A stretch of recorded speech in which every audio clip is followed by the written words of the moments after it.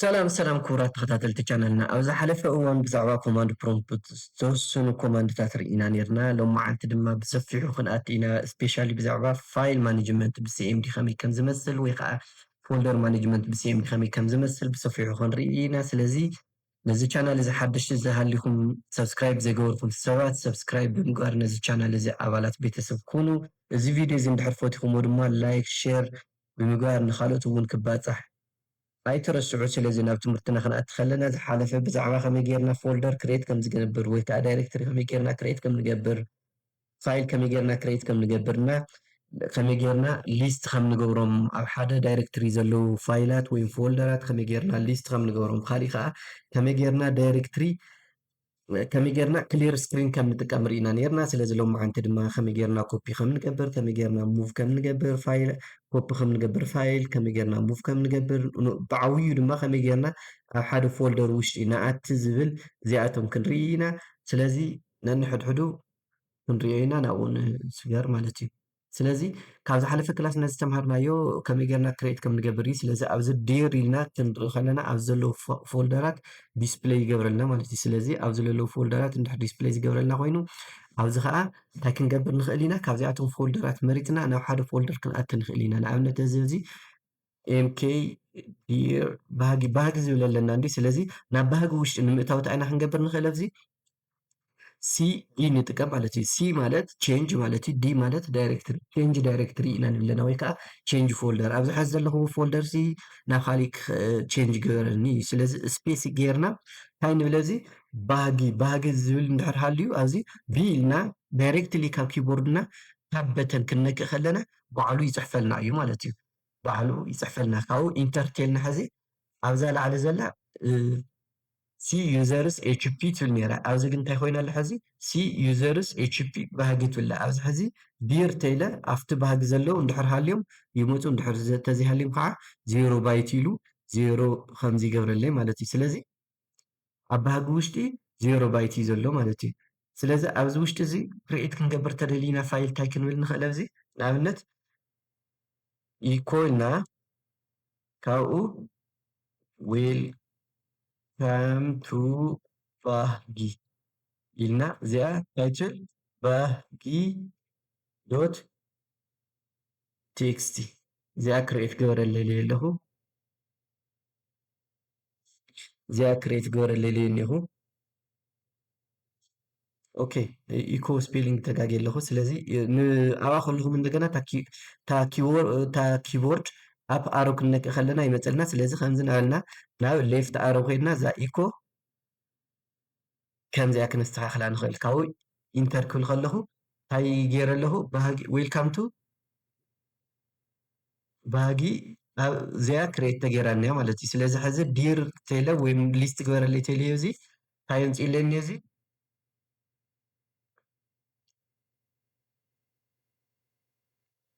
ኣብ ባህጊ ውሽጢ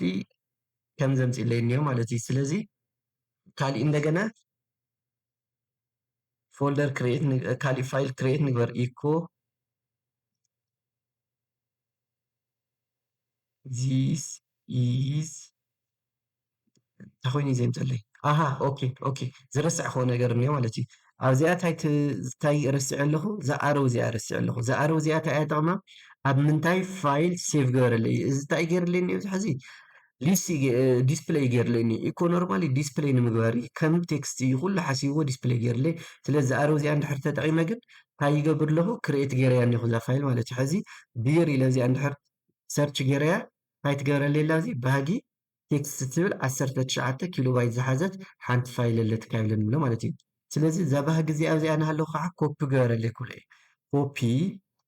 ኮፒ ክገብራ እንድሕር ደልየ ኣብ ኖርማል ኣብ ዊንዶውስ ራይት ክሊክ ገይረ ኮፒ ገይረ ናብቲ ከይደ ፔስት እየ ዝገብር ነይረ ኣብዚ ግን እንታይ ይገብር ይኽእል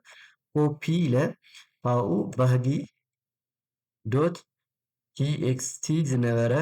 ናብ ምንታይ ቀየረለይ ባህጊ ቴክ ዶት ቲኤክስቲ ናብ ባህጊ ቴክ ዶት ቲኤክስቲ ዝብል እውን ኮፒ ገበረለይ ለኒኹ እዚ ኢንተር ክገብር ከለኹ ኮፒ ኮይኑ እኒአ ስለዚ ባህጊ እውን ዶት ቴክስቲ ኣለኒ ባህጊ ቲኤክስቲ እውን ኣለኒ ማለት እዩ ስለዚ እዚ ዲር ኢለ ክሪኦ ከለኹ ከዓ ክልተ ዓይነት ፋይላት ኮይኖም ሓደ ባህጊ ዶት ቴክስቲ እዩ ካልኣይ ደግሞ ባህጊ ዶት ቲኤክስቲ ባህጊ ቴክ ዶት ቲኤክስቲ ዝብል መፂለይ ኣሎ ማለት እዩ ስለዚ ከመይ ገይረ ፋይል ኮፒ ክገብር ከም ዝኽእል ዩዚንግ ኮማንድ ፕሮምፕት ርኢ ኣለኹ ማለት እዩ እቲ ሳልሳይ ድማ እንታይ ኢና ክንርኢ ንኽእል ኣብዚ ኣለና ካሊእ እንደገና እዚ ሙቭ ክንገብር ንኽእል ማለት እዩ ሙቭ ማለት እንታይ ማለት እዩ ኣብ ዊንዶውስ ፊቸር ዝረኣናዮ ሙቭ ማለት ቶታሊ ኮፒንግ one file or one folder from one place to another place with deleting the original place እዩ እዚ ማለት እንታይ ማለት እዩ ሓደ ነገር ኮፒ ንገብሮ ናብ ካሊእ ነገር እታ ኦሪጂናል ፕሌስ ዘላ ግን ምጥፋእ ወይ ከዓ ምንቅስቃስ ካብ ሓደ ቦታ ናብ ካሊእ ቦታ ፋይል ምንቅስቃስ እዩ ስለዚ ኣብዚ ዲር ኢለ እዚ ሰብ ኣብዚ ሕዚ ካሊእ ፎልደር ክሬት ክገብር ሞ ኤምኬ ዲር ፎልደር ክሬት ንምግባር ኤምኬ ዲር እዩ ስለዚ እንታይ ዝብል ፎልደር ክሬት ገብር ሰብ ባህጊ ኢለ ክሬት ክገብር ስለዚ ሓደ ፎልደር እውን ክሬት ገይረ እኒአኹ ሰብ ባህጊ ዝብል ማለት እዩ ስለዚ ናብዚ ፎልደር እዚ ሙቭ ክገብሮ እንተደልየ እንታይ ይፅሕፍ ሙቭ ይብል እሞ ሙቭ ካብኡ ኸ ባህጊ ባህጊ ዶት ቴክስት ቱ እታ ሰብ እዚኣ ንፅሕፋ ማለት ሰብ ባህጊ እዚኣ ኢንተርቴለየ ሕዚ ሙቭ ኮይኑ እኒኦ ማለት እዩ ሕዚ እዚ ኮይነ ዲር ተይለ ባህጊ ዶት ቴክስቲ ኣይረአይን ምክንያቱ ሙቭ ስለ ዝገበርናዮ ኣብዚ እንታይ ኣለዉ ባህጊ ቴክ ዶት ቴክስቲ እና ሰብ ባህጊ ዝብሉ ኣለዉ ናብ ሰብ ባህጊ ውሽጢ ንምእታው ከዓ እንታይ ይጥቀም ልክዕ ከምቲ ናብ ባህጊ ንምእታው ዝተጠቐምክዎ ሲዲ ስፔስ ኢለ ሰብ እንድሕር ፅሒፈ ከም ሰብ ባህጊ ኢንተርቴለዮ ናብ ሰብ ባህጊ ውሽጢ ኣትየ እኒኹ ማለት እዩ ስለዚ ኣብዚ ዲኣይኣር እንድሕር ኢለ ኢንተር ገይረ ሓደ ፋይል እኒኡ እንታይ ዝበሃል እሱ ባህጊ ዶት ቲኤክስቲ ዝብል ሓደ ፋይል ጥራሕ እዩ ዘለኒ ማለት እዩ ካብዚ ተመሊሰ ባክ ኢለ ናብ ላዕለዋይ ወይ ደሞ ናብ ሩት ወይ ከዓ ናብቲ ፎልደር ዝሓዞ ሰብ ባህጊ ዝሓዘ ፎልደር ናብ ናይ መጀመርያ ክምለስ ተኮይነ ናብ ባህጊ እንታይ ይገብር ሲዲ ኢለ እዚ እንታይ ይገብር ስፔስ ኢለ ዶት ዶት ጥራሕ እየ ዝፅሕፍ ቼንጅ ዳይሬክትሊ ኢለ ዶት ዶት ቴለ ንድሕሪት መሊሰኒ ማለት እዩ ኢንተር ቴለዮ ናብ መን መፅኒ ኢኹ እዚ ሕዚ ካብ ባህጊ ሰብ ባህጊ ናብ ባህጊ መፅእ ኣለኹ ማለት እዩ ኣብዚ ኮይነ ዲኣይኣር ቴለ እዚ ሕዚ እንታይ ዲስፕሌይ ይገብረለይ ኣሎ ማለት እዩ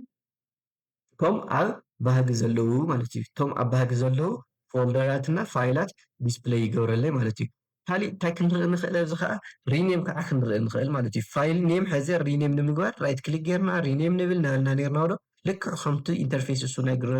ግራፊካል ዩዘር ኢንተርፌስ ኣብዚ ከዓ ብኮማንድ ላይን ከዓ ሪኔም ከመይ ጌርና ከም ንገብር ክንርኢ ንኽእል ማለት እዩ እሱ ንምግባር ከዓ እንታይ ኢና ንጥቀመ እዚ ሕዚ ኣብዚ ሰብ ፎልደር ናይቲ እንትን ማለት እዩ ሕዚ ንኣብነት እታ ሰብ ባህጊ ትብል ነበረት ባህጊ ቴክ ትብል እንድሕር ደለየ ኣብዚ እንታይ ክገብር ይኽእል ኣብዚ ኣርኤም እየ ዝጥቀም ማለት እዩ ኣርኤም ዲር ዳይሬክተሪ ስለ ዝኾነ ዲር ይጥቀም እሞ ስፔስ ኢለ እታ ሰብ ባህጊ ነበረት እንታይ ይገብራ እታ ሰብ ባህጊ ነበረት ሪኔም ክገብራ ይኽእል ማለት እዩ ስለዚ እዚ ሰብ ባህጊ ሪኔም ሰብ ባህጊ ብመን ብባህጊ ቼክ ዝብል ቀይረለይ ቴለዮ እዚ ሕዚ እንታይ ይገብረለይ ዘ ዳይሬክተሪ ኢዝ ኖት ኢምፕቲ ኣብ ውሽጡ ፋይል እኒኦ እዩ ስለዚ ኢዲት ክትገብሮ ኣይትኽእልን እዩ ስለዚ ኢዲት ክገብሮ ተኮይነ እዚ ብምንታይ ክኸይድ ኣለኒ ብኣድሚኒስትሬተር ኣትየ እየ ኢዲት ክገብሮ ዝኽእል ማለት እዩ ኦኬ ስለዚ ካሊእ ከዓ እንታይ ክንርኢ ንኽእል ኣብዚ ዲሊት ክንርኢ ንኽእል ማለት እዩ ዲሊት ሕዚ ኣብዚኣ ከዓ እታ ባጊ ቴክ ትብል ቴክስት ምክንያቱ እቲ ዲሊት ሪኔም ክገብሮ ተኮይነ ዘጥፍየ ብኣድሚኒስትሬተር ክሪኦ ኣለኒ ማለት እዩ እዚ ኣብ ኔክስት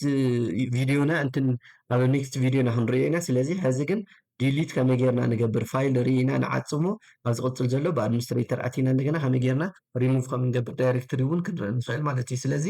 ኣብዚኣ ዲሊት ንምግባር ድማ ዲሊት ኢልና እንታይ ትብል ቴክስት እኔትና ባህጊ ዶት ቴክስት እኒአትና እዚኣ ክሊክ ተጌርናያ ዲሊት ትኸውንላ ማለት እዩ ስለዚ ዲር ኢልና ክንርኢ ከለና ባህጊ ዶት ቴክስት ኣብዚ ኣይትመፅልናን ኣላ ማለት እዩ ስለዚ ክቡራት ተኸታተልቲ ቻናልና ብሎማዓንቲ ዝሓዝናዮ መደብ ብዛዕባ ከመይ ጌርና ኮፒ ንገብር ከመይ ጌርና ሙቭ ንገብር ፋይል ከመይ ጌርና ፎልደር ክሬት ንገብር ከመይ ጌርና ቼንጅ ዳይሬክተሪ ንሰርሕ ዝብሉ ነዚ ዝኣመሰሉ እዮም ነይሮም ኣብ ዝቕፅል መደብና ድማ ብዛዕባ ኮማንድ ፕሮምፕት ክንቅፅል ኢና ስለዚ እዚ ቪድዮ እዚ እንድሕር ተመችኩም ፕሊስ ሼር ላይክ ብምግባር ንኻልኦት ቪድዮታት ንኽባፃሕ ናይ ባዕልና ዝኾነ በኩል ንወፃእ። ስለዚ እዚ ቪድዮ እዚ ሓደሽቲ ተኮይንኩም ከዓ ነዚ ቻናል እዚ ፕሊዝ ሰብስክራይብ ግበሩ። እዚ ቻናል እዚ ንክዓቢ ናይ ባዕልኩም ዝኾነ በኩል ኣስተዋፅኦ ግበሩ። ሎማዓን ዝሓዝናዮ መደብና ነዚ ይመስል ነይሩ። የቐኒየለይ።